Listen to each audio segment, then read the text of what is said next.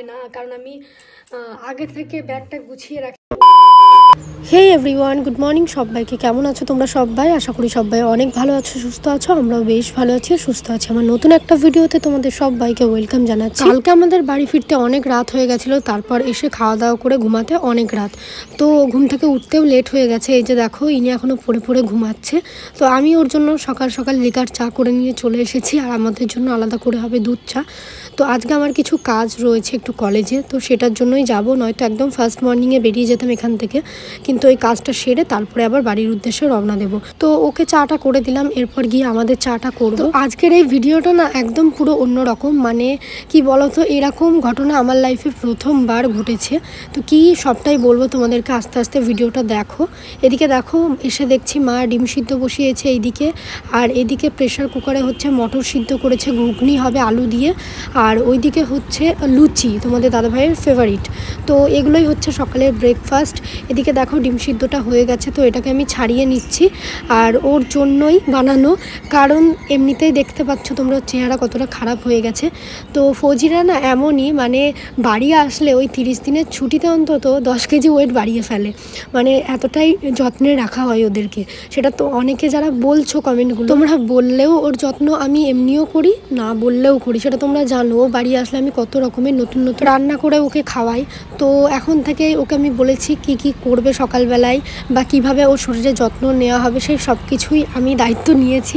এদিকে দেখো ডিম সিদ্ধ করেছি, তো ডিম সিদ্ধটা হালকা একটু লবণ দিয়ে দিচ্ছি, একদম সামান্য, তো এটা ওকে দেবো। আর রোজ সকালে তো কিছু ড্রাই ফ্রুটস ভেজাতে হবে ওর শরীরটাকে ঠিকঠাক মেনটেন করার জন্য।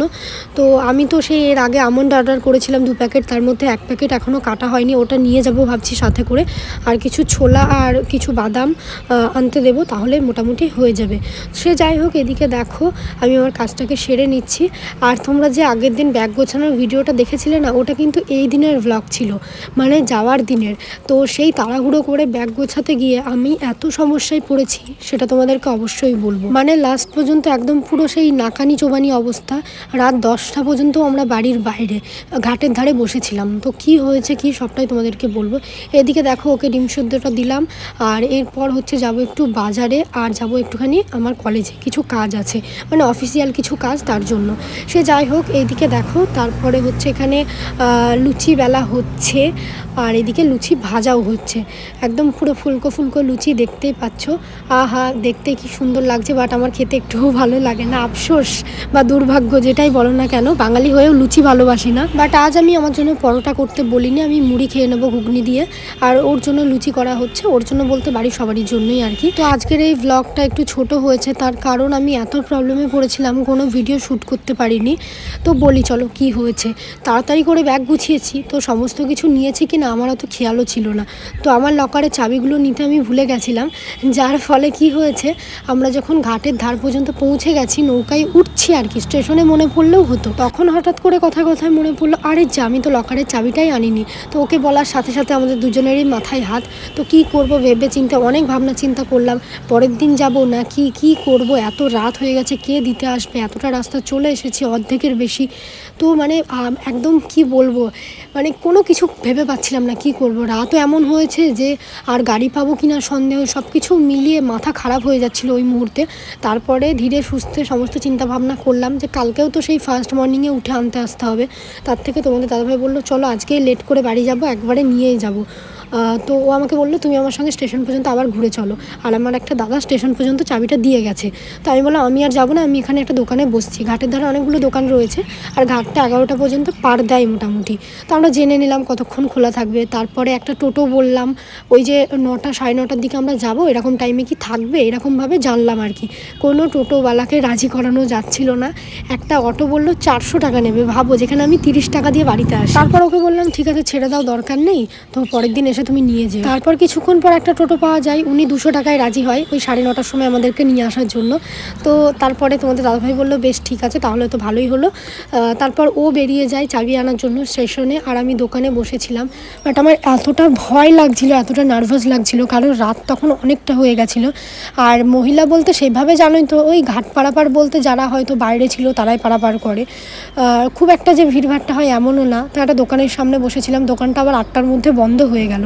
তারপরে কিছু লোকজন আবার অটোমেটিক আমার পিছনে এসে বসে থাকছিল। জানো তো কেমন হয় দেখবে, কোনো কিছু একটা নিয়ে ভাবলে না সেটাই মনে হবে যেন বেশি করে হচ্ছে। আমার একটু ভয় ভয় লাগছিল ওই টাইমে, যেই আমার দিকে তাকাচ্ছে আমার একটু ভয় ভয় লাগছিল, তার কারণ আমার কাছে অনেকগুলো ব্যাগও ছিল ওর সঙ্গে। তো আমি একটু ভয় পেয়ে আমি এক জায়গায় বসেছিলাম, সেখান থেকে উঠে গিয়ে দাঁড়ালাম, আর তোমাদের দাদাভাই ফোনেই ছিল, আমি ভয় পাচ্ছিলাম বলে। তো তারপর একটা দোকান থেকে একটা দাদুই হবে কি কাকুর বয়সে একটা লোক গিয়ে আমাকে বললো, তোমার কি এখানে বসতে অসুবিধা হচ্ছে, তাহলে তুমি আমার দোকানে গিয়ে বসো। তো উনি আমার ব্যাগগুলোকে, যেহেতু আমার কাছে 4টে ব্যাগ, তাই উনি তোমাদের দাদাভাইয়ের ওই ট্রলি ব্যাগটা আর পিঠ ব্যাগটা নিয়ে আসলো, আর আমি বাকি 2টো ব্যাগ নিয়ে আসলাম। এরম করে এসে ওনার দোকানের কাছেই বসলাম। তো তাও ভয় ভয় লাগছিল, কিন্তু ভালো লাগলো যে সত্যি বলতে এখনও মানুষজন ভালো আছে। আমরা বলি না পৃথিবীটা খারাপ হয়ে গেছে, কেউ বিপদে পড়লে কেউ সাহায্য করে না, এমনটা কিন্তু না। তো অনেকে আছে বিপদে পড়লে সাহায্য করে।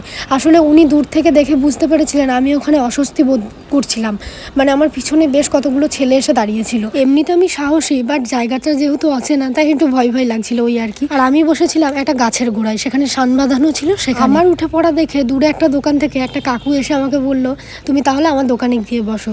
তখন আমি একটু সাহস পেলাম, আমি একবারও মানে সংকোচ করিনি, আমি সঙ্গে সঙ্গে ওনাকে বললাম যে আমার কাছে তো অনেকগুলো ব্যাগ আছে, আপনি একটা ব্যাগ নিয়ে যেতে পারবেন? তখন উনি বললো, হ্যাঁ মা, আমাকে ওই ব্যাগটা দাও, আমি নিয়ে যাচ্ছি। তো আমার সত্যি খুব ভালো লেগেছে যে এখনকার যুগে দাঁড়িয়েও মানুষ মানুষের পাশে দাঁড়ায়, এখনও পৃথিবীটা এতটাও খারাপ হয়ে যায়নি। তো আমার প্রচণ্ড ভয় লাগছিল ওই টাইমে, কারণ রাত্রি তখন প্রায় 9:30 বেজে গেছিলো তোমাদের দাদাভাইয়ের আসতে আসতে চাবি নিয়ে। তো তারপরে তো টোটো বলাই ছিল আমরা, তো তারপরে বাড়ি এসেছি। এই ছিল ওই দিনের পুরো ঘটনা। আর এই যে দেখো আমরা বাড়ি যাচ্ছি। তো আমরা গাইস জাস্ট পৌঁছালাম, আর এখন কটা বাজে দেখো, 10:20। ভাবছো তো যে এত টাইম কিভাবে লেগে গেল? এর পিছনে আছে একটা বড় স্টোরি, যেটা আমি ফ্রেশ হয়ে নিই তারপরে তোমাদের সঙ্গে শোনাবো। তো প্রচুর রাত হয়ে গেছে, প্রথমবার জীবনে আমি এত রাতে এখানে আসলাম, তাও আবার কতটা যুদ্ধ করে তোমাদের পরে তো আমি অবশ্যই শোনাবো। তার আগে চলো ফ্রেশ হয়ে কিছু খাওয়া দাওয়া করে নিই। এই যে দেখো রুম, আজকে তো আর কিছু করা যাবে না, কালকে সব ক্লিন করব, শুধু বেডশিটটা চেঞ্জ করে নিই। তো চলো ভিডিওটা দেখো। তো দেখো আমাদের খাওয়া দাওয়া কমপ্লিট, আর এখন বাজে 11টা, কত জানো 10-12 এরকম হবে। তো এত রাত কেন হলো বলি, আমরা একটা জিনিস ভুলে ফেলে এসেছিলাম, তো সেইটাকে আবার ঘুরিয়ে আনার জন্য আমরা পৌঁছে যেতাম হয়তো 8টা বাজতো, সে জায়গায় এখন বাজে হচ্ছে 11:20, মানে এই পৌঁছেছি 10:20 দিকে। তো আমার একটা ভুলের জন্য আবার ডবল খাটনি খাটা। বাড়ি থেকে আমার একটা দাদা, আমি চাবি ভুলে ফেলে এসেছিলাম, চাবি দিয়ে গেল। তো আমি বসেছিলাম ঘাটের ধারে একা একা, কতক্ষণ, তাও 1 ঘন্টার বেশি না, 1 ঘন্টার বেশি বসেছিলাম আমি। আর ও গেছিলো আনতে আবার ঘুরিয়ে স্টেশনে। আমি সবসময় কিছু না কিছু ভুলে ফেলে যাই, আর চার্জার নাই, এটা নাই সেটা, ফালতু খরচা করে দিয়েছে। তো আমাদের কত জানো, হয়তো হার্ডলি 40-80 টাকা ভাড়া লাগতো, সে জায়গায় 200 টাকা টোটো ভাড়া দিয়ে আসতে হলো, কারণ অনেক রাত। তারপরে ও আবার ওইদিকে সব ডবল ভাড়া দিয়ে গিয়েছে। তো আমার একটা ভুলের জন্য, মাই মিস্টেক, যাই হোক। তো নেক্সট টাইম আমার কখনোই এমন ভুল হয় না, কারণ আমি আগে থেকে ব্যাগটা গুছিয়ে রাখি, তো সেজন্যই। যাই হোক চলো আজকের মতন ব্লগটা এই পর্যন্তই। টাটা সবাইকে, খুব তাড়াতাড়ি তোমাদের সঙ্গে দেখা হবে অন্য আরেকটি ভিডিওতে। টাটা।